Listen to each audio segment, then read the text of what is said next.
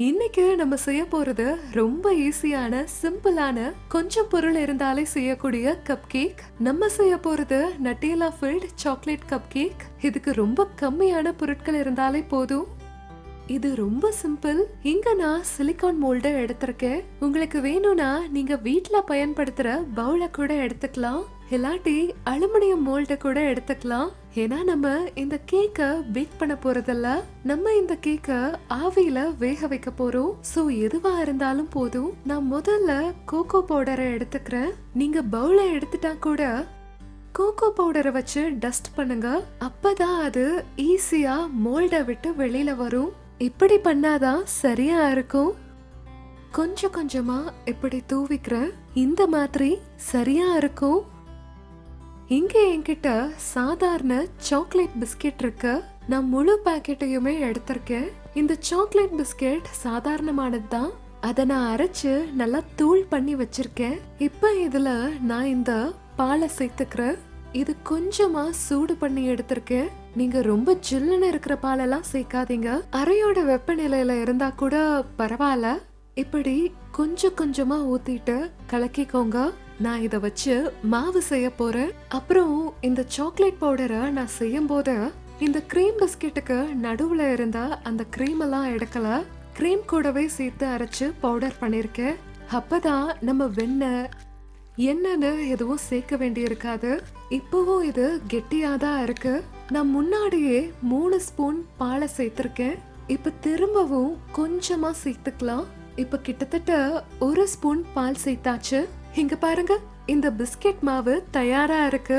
இப்படிதான் இது இருக்கணும். நம்ம எப்பவும் செய்வோம்ல கேக் மாவு, அதே மாதிரிதான் இருக்கணும். இப்ப இது தயார். இப்ப என்கிட்ட இந்த நட்டேலா ஸ்ப்ரெட் இங்க இருக்கு.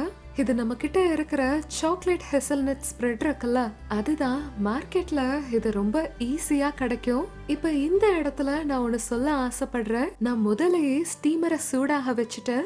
ஏன்னா நமக்கு ஸ்டீமர்ல கொதிக்கிற சுடுதண்ணி வேணும். இப்ப மாவு ரெடி, நட்டேலா ரெடி. அப்புறம் நம்மளோட கேக் மோல்டையும் கோகோ பவுடரை வச்சு நல்லா டஸ்ட் பண்ணி வச்சிருக்கேன். இது எல்லாமே ரெடி ஆனதுக்கு அப்புறமா நான் ஒரு 1 டீஸ்பூனுக்கு ஃப்ரூட் சால்ட்டை இதுல சேர்த்துக்கிறேன். இப்போ கலக்கி விட்டுக்கலாம். இந்த ஃப்ரூட் சால்ட் சேர்த்ததுக்கு அப்புறமா நம்ம கேக் மாவு நல்லாவே உப்பி வரும். இது இப்ப சரியா இருக்கு. இப்ப நீங்க வேகமா வேலை செய்யணும். இப்படி பண்ணாதான் சரியா இருக்கும். நான் இங்க ஒரு கேக் மோல்ட எடுத்திருக்கேன். இப்ப இதுல பாதி வரைக்கும் நம்ம மாவை ஊத்திக்கலாம். பாதி ஊத்துனதுக்கு அப்புறமா நம்ம இந்த நட்டேலாவை சேர்த்துக்கலாம். வெறும் 1/2 டீஸ்பூன் போதும், ஜாஸ்தியாலாம் சேர்க்க வேண்டாம். இது இப்படி நடுவுல வச்சுக்கலாம். இப்ப திரும்பவும் மாவை எடுத்துட்டு ஒரு 3/4 வாசிக்கு ஊத்திக்கலாம். இந்த மாதிரி இங்க பாருங்க, இதே மாதிரி எல்லா கப்பையும் ரெடி பண்ணிக்கலாம். இப்ப ஸ்டீமர் ஆன்ல இருக்கு, ரொம்ப சூடா இருக்கு. இப்ப எல்லா மோல்டையும் நம்ம இந்த ஸ்டீமர்ல வச்சுக்கலாம். இங்க பாருங்க, நான் ஒரு மூடியில இந்த துணியை போட்டு இப்படி வச்சிருக்கேன். சோ ஆவியில வேகும் போது வர தண்ணீரெல்லாம் கேக் மேல விழாது. இது மாதிரி மூடிட்டு 15-20 நிமிஷம் வரைக்கும் வேக விட்டுறலாம். நான் இங்க ஃப்ளேமை வந்து மீடியம்ல இருந்து ஹை வரைக்கும் வச்சிருக்கேன். ஏன்னா நமக்கு கேக்குக்கு அடியில இருக்கிற தண்ணீர் நல்லா கொதிக்கணும். சோ கம்மியான ஃப்ளேம்ல இருந்தா வேலைக்காகாது. இந்த கேக் வந்து நம்ம ஆவியில செய்யக்கூடியது. அப்புறம் இது உடனடியா செய்யக்கூடிய கேக். அதாவது இப்பவே செஞ்சு இப்பயே சாப்பிடலாம். அப்புறம் இந்த கேக்க ரொம்ப நேரத்துக்குலாம் வச்சிருக்க முடியாது. இது ஆவியில வேக வைக்கிறதுனால சூடா இருக்கும் போதுதான் நல்லா இருக்கும். ஏன்னா அப்பதான் நம்ம வச்ச நட்டேலா நல்லா உருகி சுவையா இருக்கும். இந்த கேக் பேக் ஆகிட்டு இருக்கும் போது நான் இந்த பிளேட்டை டெக்கரேட் பண்ணிக்கிறேன். இது சாதாரணமா நம்ம கிட்ட இருக்கிற நட்டேலா ஸ்ப்ரெட் தான். அதை எடுத்து நான் பிரஷ் பண்ணிக்கிறேன். இங்க பாருங்க, கேக் பேக் ஆகிருச்சு. இத நான் பார்த்ததுக்கு அப்புறமா எப்பவும் சொல்றது, சில நேரங்கள்ல இதோட வடிவம் கொஞ்சம் மாறி இருக்கலாம். இதெல்லாம் சுருங்கி இருந்தா கேக் கெட்டு போயிருச்சு அப்படின்னு கவலைப்படாதீங்க. ஏன்னா நடுவுல இருக்கிற நட்டேலா கொஞ்சத்துல நிறைய இருக்கலாம், இல்லாட்டி கம்மியா இருக்கலாம். அப்புறம் நிறைய இருக்கிறது நல்லா ஸ்ப்ரெட் ஆகி இருக்கிறதுனால கேக் சுருங்கி இருக்கலாம். சோ கவலைப்படாதீங்க. எப்படியும் நம்ம கேக்க கீழே இருக்கிற பகுதியை தான் மேல வைக்க போறோம். சோ வருத்தப்படாதீங்க. இப்போ நான் இந்த கேக்க வெளியில எடுத்துக்கிறேன். இப்போ இந்த கேக் வந்து ரொம்ப சூடா இருக்கு. இதை இப்பதான் ஸ்டீமர்ல இருந்து வெளியில எடுத்திருக்கோம். நம்ம இதை ஒரு 5 நிமிஷத்துக்கு அப்படியே விட்டுறலாம். கொஞ்சம் சூடு குறையட்டும். அப்பதான் உருகின நெட்டேலா ஸ்ப்ரெட் கொஞ்சம் செட் ஆகும். இப்போ ஓரங்களை நான் இந்த மாதிரி லூஸ் பண்ணிட்டு கொஞ்சமா பாருங்க, ஓரங்கள்ல இருந்து எவ்வளவு நல்லா பிரிஞ்சு வருதுன்னு. இப்ப நான் இத அப்படியே திருப்பி போட்டுக்கிறேன். அதுவும் ரொம்ப மெதுவா இதை எடுக்க முயற்சி பண்ணலாம். இந்த மாதிரி பொதுவா என்ன நடக்கும்னா, பவுலா இருந்தா கேக் சீக்கிரமா வெளியில வந்துரும். இந்த மாதிரி ஜிக்ஸாக் ஓரங்கள்ல இருந்தா அப்பதான் கேக் வந்து சிக்கிக்கும். அதனாலதான் சிலிகான் மோல்ட் ரொம்ப நல்லது.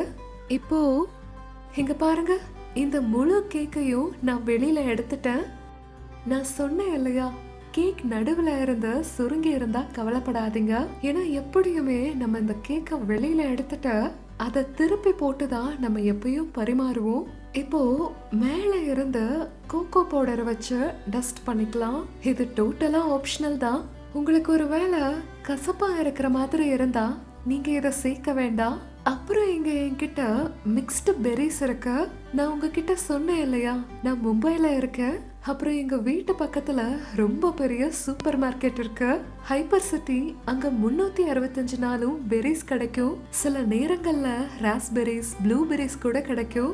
ஆனா நான் இங்க ஒரு ஆப்ஷன் கொடுக்க போறேன். வாழைப்பழம் எல்லா இடங்கள்லயும் கிடைக்கும்.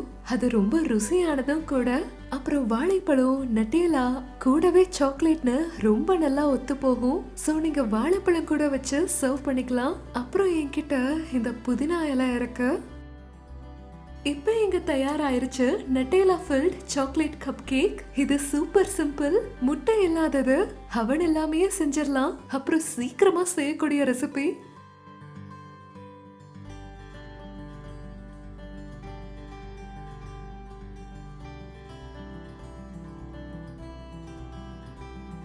இது உங்க வாயில கரைஞ்சு போயிரும்.